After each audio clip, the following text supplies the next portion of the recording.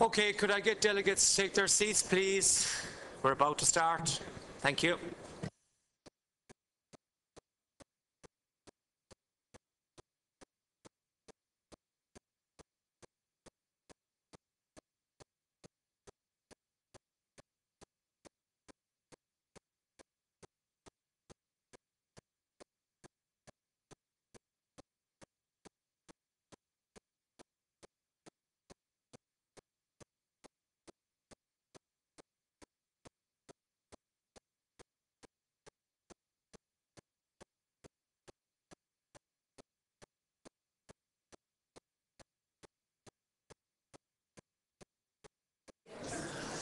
Okay, good morning, ladies and gentlemen.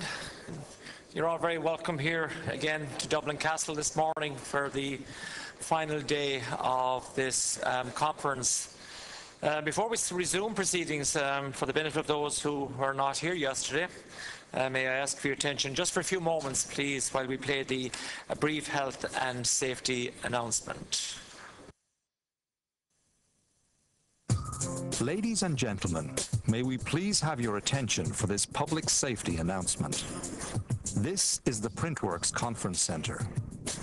The Printworks Conference Centre has 8 emergency exits. Exit signs will remain illuminated at all times.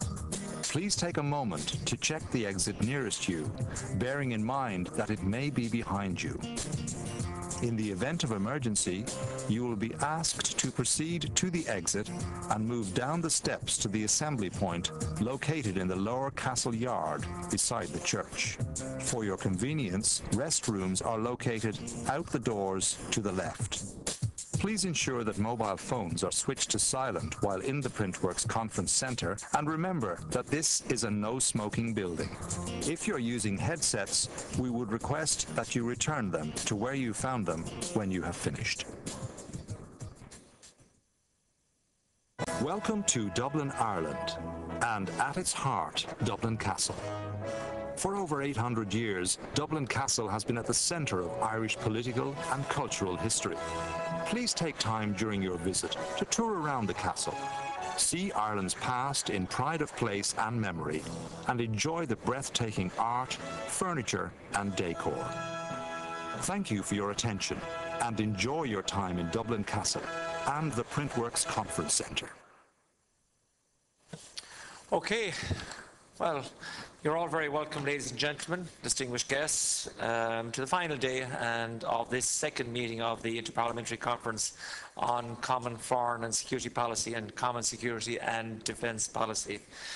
So before I invite the Taoiseach and the Minister for Foreign Affairs to speak, I wish to draw your attention to the request for the floor cards for this session. So if you do wish to speak, please complete the ivory-coloured cards. So that's the ivory-coloured cards this morning. You received this in your conference material, and indicate to one of our staff who will be available throughout the session this morning to collect those cards from you. A list of the delegates wishing to speak will be listed on the sequence on the screen behind me, and following the Taoiseach's address, I propose this will be the arrangement for speaking. I'd like to welcome here this morning Eamon Gilmore, TD, Taoiseach, and for those people who want a translation of Taoiseach means Deputy Prime Minister. So, and it's also the Minister for Foreign Affairs and Trade in the Irish Government, a very busy job given the fact that Ireland is the current presidency of the European Union. Taoiseach Gilmore is also leader of the Irish Labour Party, and I know that the overriding priority of the Taoiseach and the government with regard to the CFSP during the Irish presidency is to actively support the High Commissioner and the WEAS in promoting effectiveness and coherence in the EU's response to the current foreign policy and security challenges that we have. The challenge of increasing effectiveness and coherence is the key theme which I and my colleague here on my left, Deputy David Staunton, Chair of the Justice and Equality Committee and Defence Committee, sought to bring to the fore in preparing to the agenda for this meeting here both yesterday and today. So it gives me great pleasure to now call on the Taoiseach and the Minister for Foreign Affairs and Trade, Eamon Gilmore TD, to address this conference here this morning.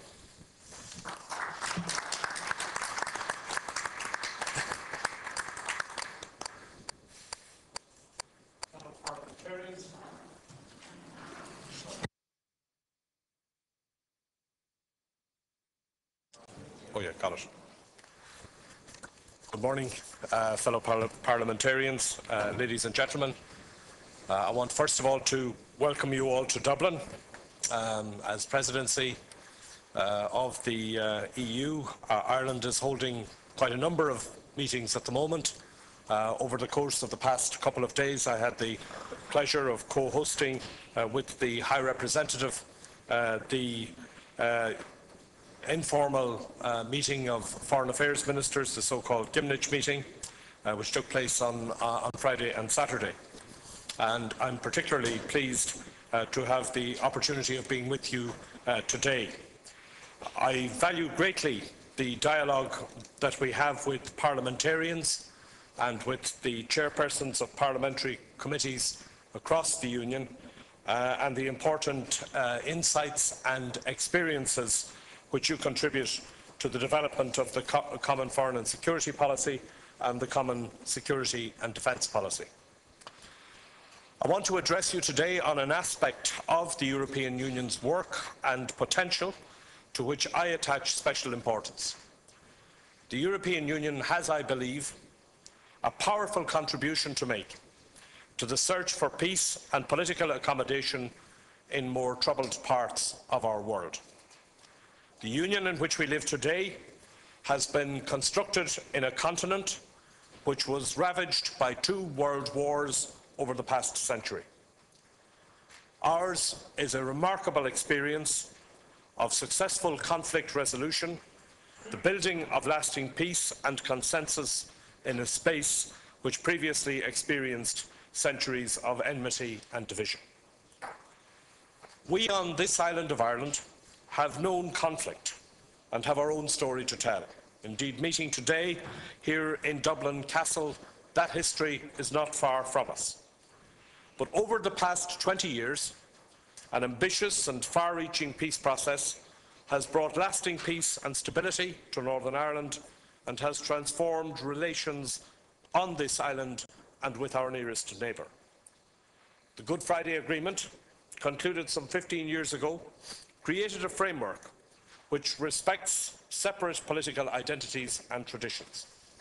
It set up political structures which give expression to these differences and at the same time helps to bridge them. There is possibly no greater example in the world today of successful conflict resolution. While more remains to be done by the political leaders in Northern Ireland, supported by the Irish and British governments, to realise the full promise of the Good Friday Agreement, there is nevertheless a remarkable story to be told of a peace process which has profoundly affected the lives of everyone living on this island and which also has transformed the relations between Ireland and Britain. For many citizens of all of our countries today, the Eurozone crisis is probably the first connection that they make with the European Union. Issue obviously of greatest impact on their daily lives. The role of the Union as a force for good in the world, using its history, values and international standing to strengthen peace and promote conflict resolution, is easily overlooked. This role is central to the Common Foreign and Security Policy and the Common Security and Defence Policy. Emerging from the destruction caused by 2 world wars, the Union brings former antagonists together in a partnership based on a common commitment to peace and the complete rejection of violent conflict. We have unique credentials as a maker and builder of peace, and this strengthens the contribution the Union can make to conflict resolution efforts at the global level. The peace and security enjoyed by citizens of the European Union today took decades of dedicated work across the Union and within every EU member state. As former President John F. Kennedy once said, peace is a daily, a weekly, a monthly process, gradually changing opinions, slowly eroding old barriers and quietly building new structures. The European Union is today much more than an association of states. We have created a new legal order which serves all citizens. We have left behind antagonistic relationships and created something remarkable, the free choice of states to share sovereignty. We have pooled our interests across many areas of life, from fish quotas through climate change to foreign policy. The European Union embodies effective compromise negotiated amongst equals. It has succeeded in replacing war with peace and enmity with solidarity. Beyond its own borders, the EU has exported stability to its immediate neighbourhood. And it is working through the CFSP and the CSDP and the many other instruments at its disposal to promote peace, stability and human rights in other parts of the world. It is the first regional organisation which has made a tangible contribution to peace and security outside its own region. International appreciation for the role of the Union is, I am happy to say, growing. Last autumn, the highest possible recognition of our efforts came with the awarding of the Nobel Peace Prize to the EU for the consolidation of peace within and outside its borders. We now face the burden, of course, of living up to this honour. The CFSP and the CSDP provide the Union with a range of tools which help us to respond to the challenges of conflict resolution and crisis management and to make a real difference in the building and consolidation of peace around the world. Turning to the contribution which the European Union can make to the prevention of conflict, one might say that our Union is itself a conflict prevention in action, based as it is on democratic values and on respect for human rights, justice and solidarity. There is much in scope, however, to develop the tools and capacities available to the Union for conflict prevention elsewhere in the world. As EU presidency, Ireland is actively supportive of efforts to improve these capacities. There are plans for a conference involving the European Parliament, the EEAS and the Irish presidency to be held in Brussels in May, which would look at the EU as a peacemaker. This conference would focus on the reinforcement of internal and external EU capacities, specifically in relation to mediation and dialogue. I hope that it will help to strengthen cooperation between the EEAS and other EU structures in this critically important area. Mediation is based on the principle of consent from the parties to a conflict. It is cost-effective and can be an extremely effective tool at all stages of interstate and intrastate conflicts. We all agree that the EU needs robust tools in order to be able to respond to conflict, and it is equally important, however, that it would have resources and capacities to prevent conflict developing in the first instance. The EU has already had significant successes in this field, from high-level mediation by the High Representative in specific situations to the work of her special representatives and of EU delegations who are supporting grassroots mediation capacity around the world. However, there is plenty of scope to do more and to find ways of reinforcing the EU's own conflict prevention capacity, for example, through the secondment of qualified personnel to the relevant EU structures. Ireland contributes to this discussion from the perspective of a post-conflict society. As we approach the 15th anniversary of the Good Friday Agreement, we look back proudly on the achievement of a peaceful settlement on this island which will endure. But we are also conscious of the considerable effort and investment in peace which are required on a daily basis. I want to emphasise this. Peace is a process rather than a single event. It calls for long-term patience, dedication and stamina. It requires mutual trust and partnership on an ongoing basis and often in the most trying of circumstances. It requires a willingness to be sensitive to the other party's concerns and to compromise for the common good. It means working hard to extend the common ground and to reinforce the foundations on which the peace is built. This is never an easy process, but requires constant effort to adjust to other perspectives, frequently perspectives which are diametrically opposed to one's own.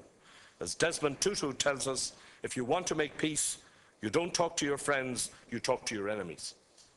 Some of the lessons from our own peace process we found to be relevant to the tasks facing us during Ireland's chairmanship of the OSCE last year. I was privileged to serve during 2012 as chairman in office of the OSCE, the largest multilateral security organisation. This role enabled me and my colleagues to make a direct contribution to the search for peaceful settlements of the so-called protracted conflicts in the region covered by the OSCE. I was pleased that we were able to achieve some important progress in the 5+2 talks process related to the Transnistria issue. I also visited the 3 Southern Caucasus states last June to explore what scope there might be to promote resolution of the conflicts specific to that region. I followed in the footsteps, incidentally, of Audronius Azobelis, the former Lithuanian foreign minister. My predecessor as chair of the OSCE, and I'm delighted, Audronius, to see you here today, and indeed you're especially welcome. Returning to the issue of the European Union, I want to mention 3 situations in which the EU is making a significant and visible contribution to conflict resolution and the building of peace. Firstly, in Libya. The Union has been to the fore in the assistance it has been giving the new authorities as they work to build state capacity, to establish democratic institutions and to safeguard the progress made so far. Stability in Libya faces serious challenges, with borders which are extremely difficult to manage, armed groups which have not yet reintegrated, and the destabilising process of illicit weapons. The EU wants to help the new Libyan authorities to confront these challenges. It will do so not only through a civilian CSDP mission, which will arrive later this year to train the Libyan border authorities, but also through a €30 million programme of activities, which includes active support for dialogue and reconciliation. Secondly, in the Somalia Horn of Africa region, the Union has been implementing a comprehensive approach, which has had a profound impact on the ground. The combination of EU instruments deployed there, including humanitarian, development and CSDP support, has helped to turn the situation round and to open up the prospect of peace for the region.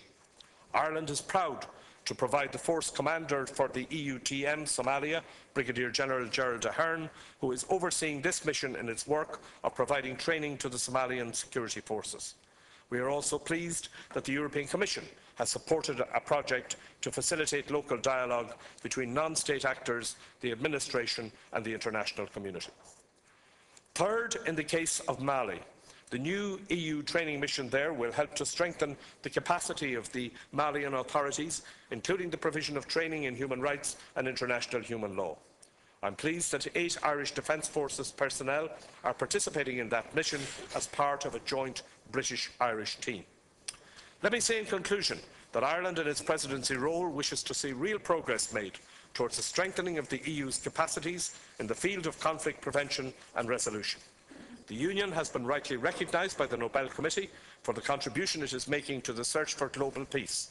We must work to ensure that it is equipped with the tools and instruments it needs to make an even greater contribution in the future. Thank you.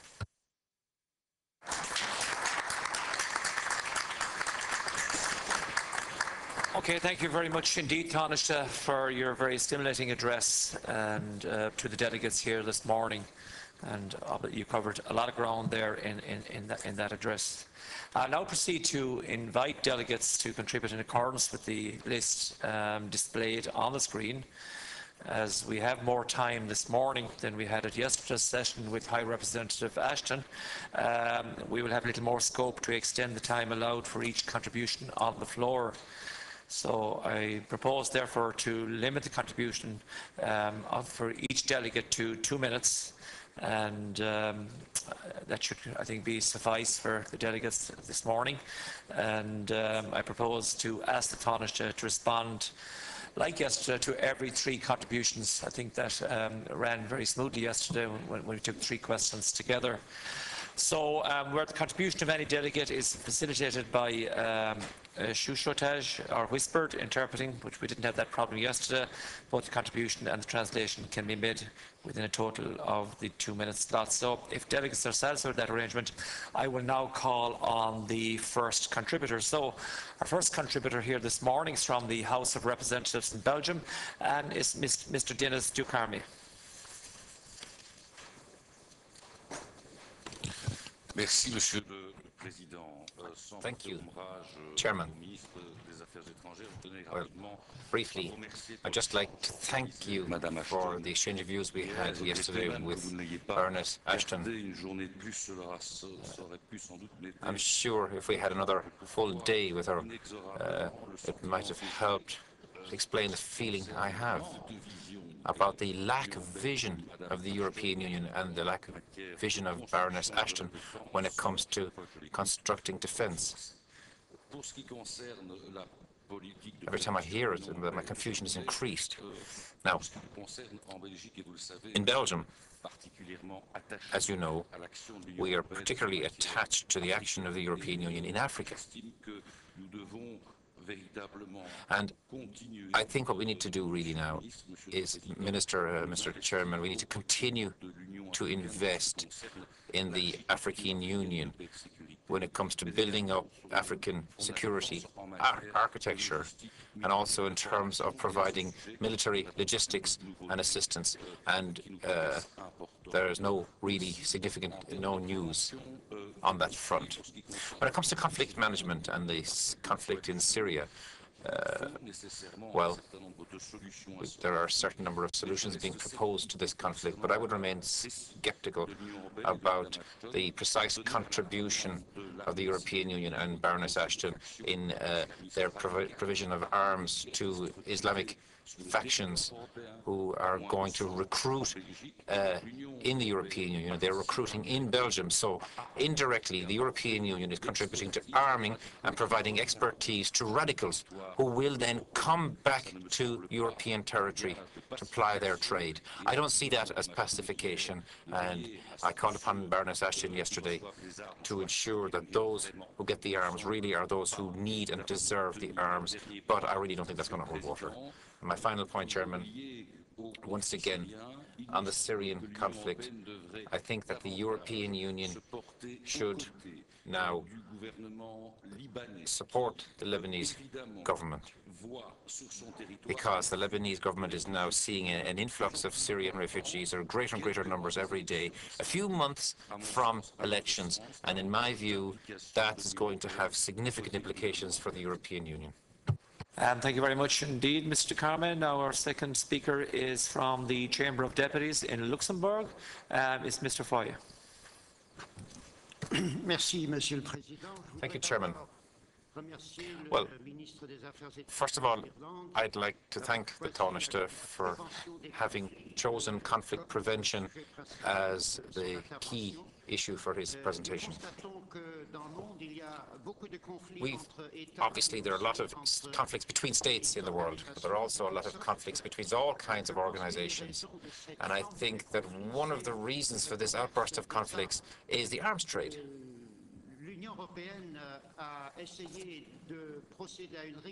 The European Union has tried to regulate the arms trade within the European Union, but on the other hand, global governance, the UN for example, is trying to develop a treaty on the arms trade. They've been trying to do this now for many years.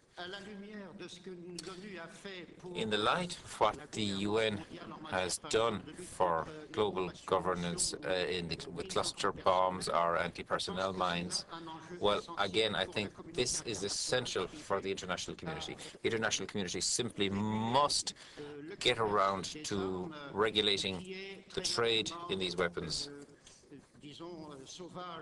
because for the moment it really is a free-for-all, particularly when it comes to weapons in Libya. And that, for example, is one of the reasons for the conflict in the Sahel and in Mali. So I'd like to call upon Ireland's Foreign Minister to let us know where the European Union stands on this international regulation in the UN. Does the European Union have a joint position? Because we want to have a treaty on the arms trade, but it must be rigorous, it must be efficient, there must be sanctions and penalties, obviously, because there's no point in having a lovely treaty with great principles and ideas without you being able to let it have teeth on an international level. So, Taoiseach, is the European Union committed to working towards a treaty on the arms trade? Okay, our third and final speaker in this slot is Ms. Bonieth from the House of Representatives in the Netherlands. Thank you, Mr. Chair, and I would also like to express my gratitude to the Taoiseach, Mr. Eamon Gilmer, for addressing us this morning on the important issue of the EU's role in conflict resolution. And he's given us a few examples where those EU policies have actually been applied with success, especially in Libya and Somalia, where the situation is considerably better than it was a few years ago. We're still struggling in Mali, of course, and then talking about Africa, we see now the Central African Republic appear on our agenda. Stressing the importance of the EU on not giving up this important fight for the good, as you called it. It is indeed the EU's role to do good in the world and as a regional organization to promote peace and security around us.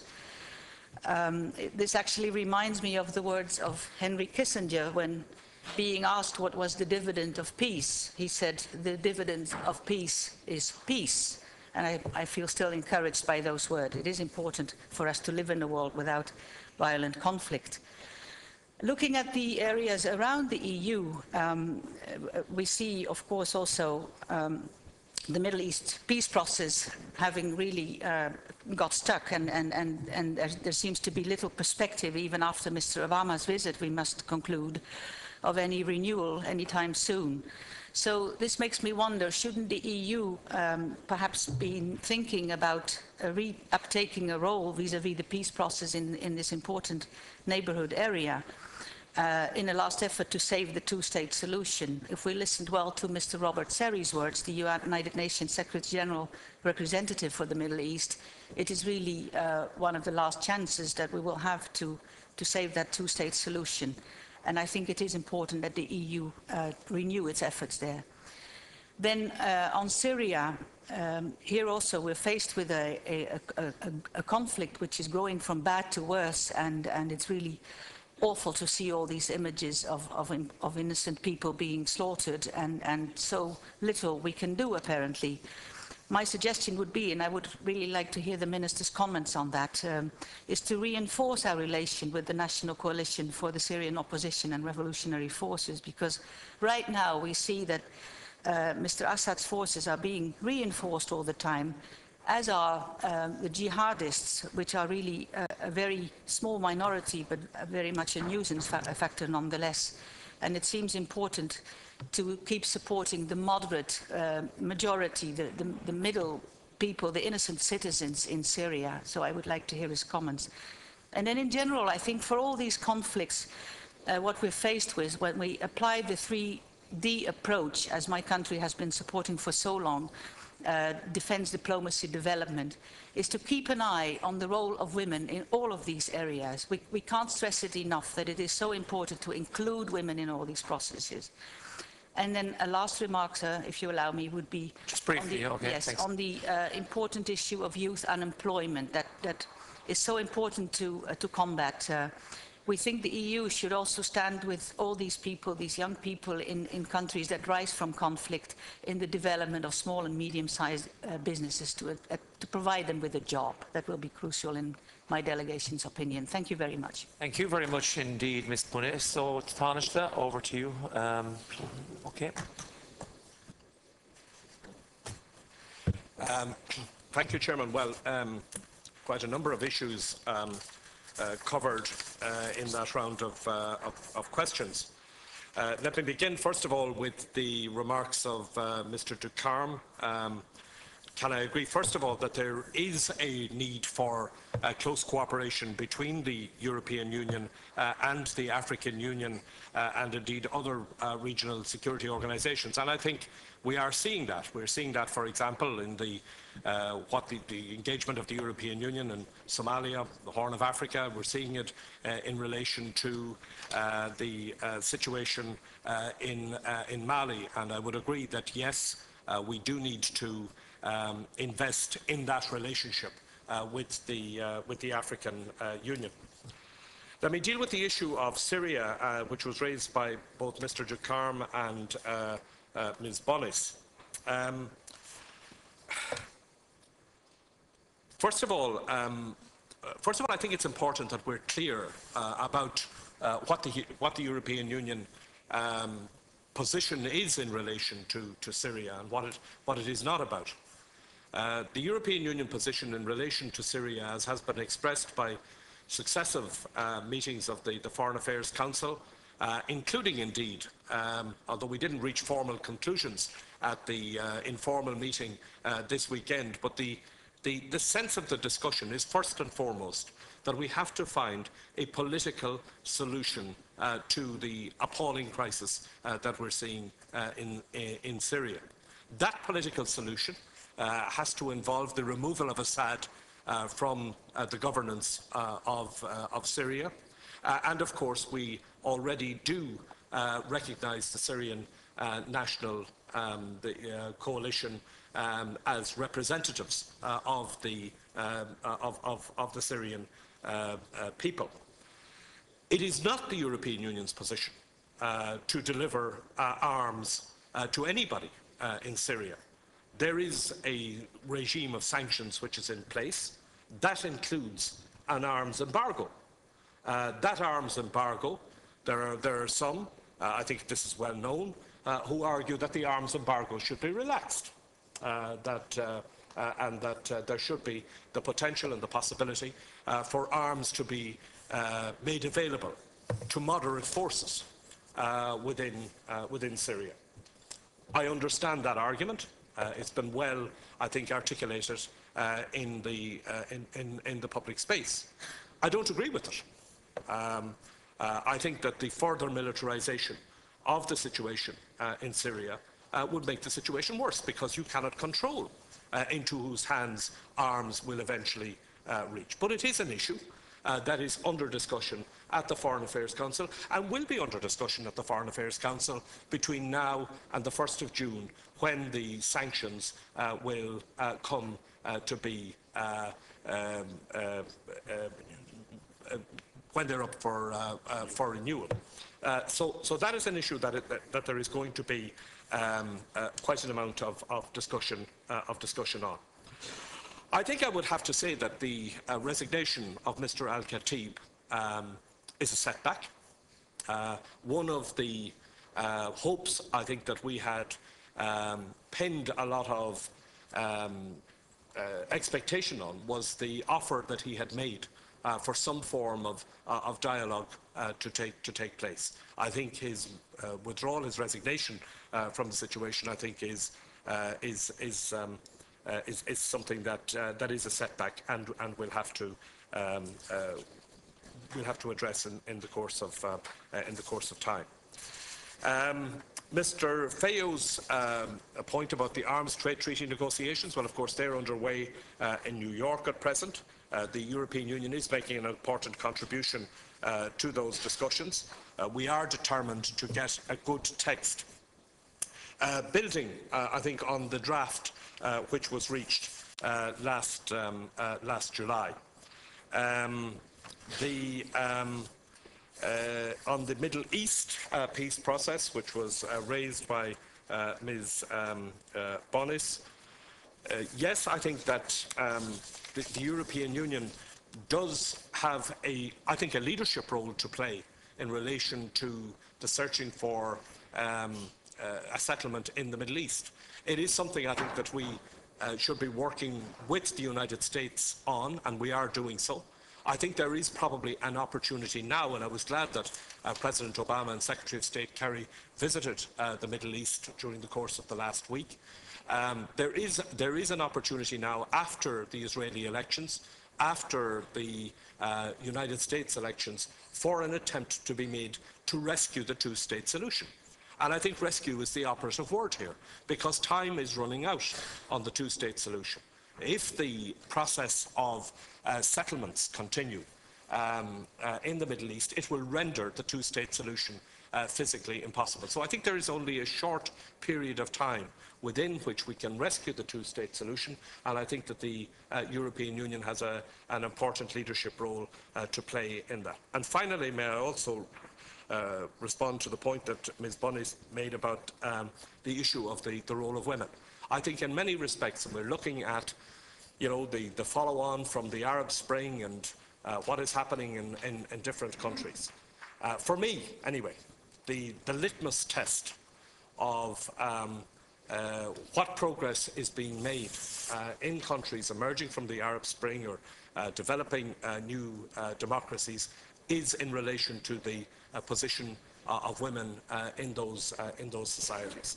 And I think as far as the European Union is concerned, I don't think that we can or we should compromise on our values based on equality, including gender equality, in respect of what is happening in a number of countries. Thank you very much indeed, Taoiseach. Okay, we'll move to our next lot. We have a lot of speakers that wish to ask questions to Taoiseach, so try and keep your contributions brief if at all possible. Our own Maureen O'Sullivan from the House of the Oireachtas is next from the Irish Parliament. Thank you.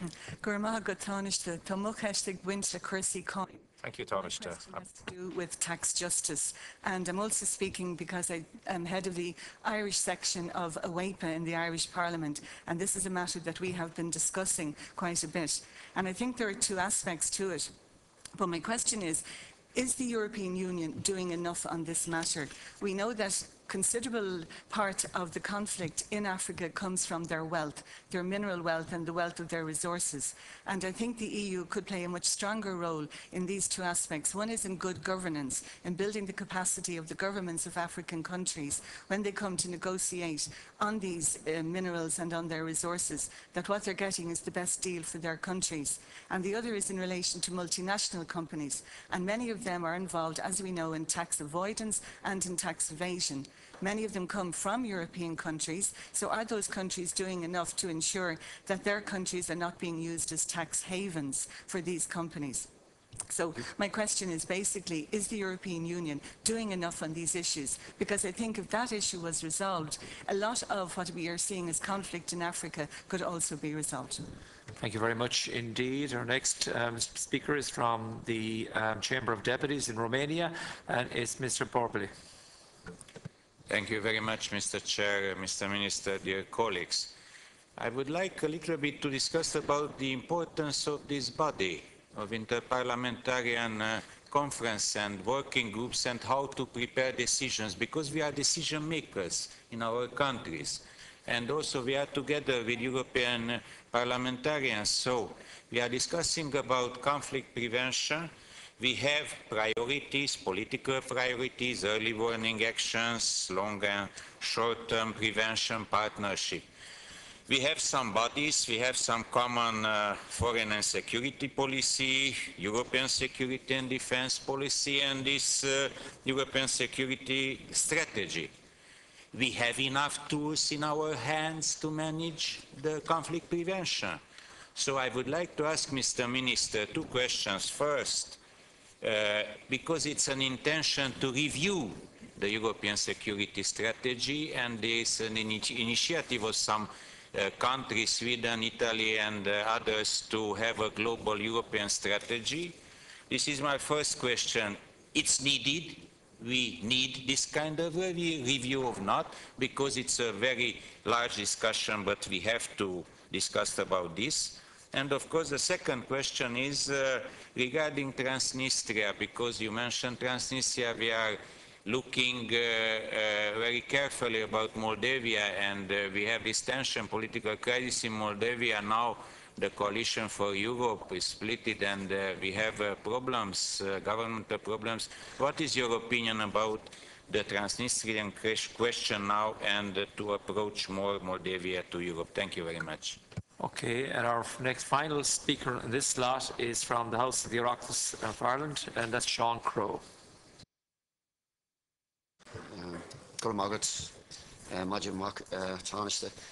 Just two questions, really. The High Commissioner Ashton yesterday talked in terms of more coordinated response in relation to integration, coordination of military, political development and humanitarian aid. And just there's been a lot of concern that some of the aid groups in relation to this process, in that they agreed that there should be coordination, but the worry is that that they need to be kept in, their impartiality needs to be kept. And how important do you see that in relation to those organisations? that there needs to be a separation from that political and military response in relation to it.